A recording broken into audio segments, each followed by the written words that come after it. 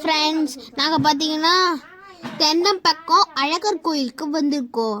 சாமியெல்லாம் கும்பிட்டு முடிச்சதுக்கப்புறம் மழை தண்ணியில் பார்த்தீங்கன்னா எங்கள் அம்மா வேர்வை வேர்வை அப்படின்னு சொல்லிட்டு எங்களை அவஸ்தைப்படுத்தி இந்த வீடியோவை எடுத்து வச்சுட்டாங்க. வீடியோவை அவஸ்தைப்பட்டு எடுத்து நான் கீழே உழுந்து கொசு கடியில் தாங்க முடியல மக்களே. சரி, கஷ்டப்படுத்தி உயிரே போகிற அளவுக்கு கீழே சாக்கடையில் விழுந்து நான் கீழே விழுந்து என்ன பண்ணுறதுனே தெரியல.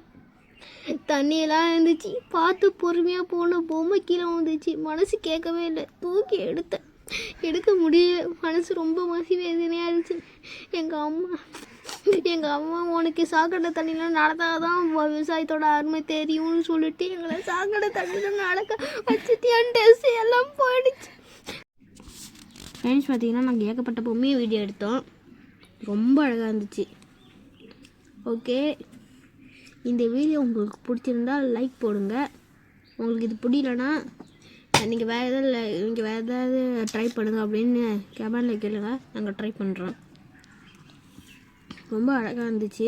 எல்லா பொம்மை சிலை, சாமி சிலை அதிகமாக இருந்துச்சு. அதுக்கப்புறம் மனுஷங்க சிலை அதிகமாக இருந்துச்சு. சரி, கோயிலெலாம் முடிச்சுட்டு லாஸ்ட்டில் பார்த்தீங்கன்னா ஒரு ஏரியில் பார்த்தீங்கன்னா நாங்கள் நின்றுருந்தோம். ஓகே, தேங்க்யூ, பாய்.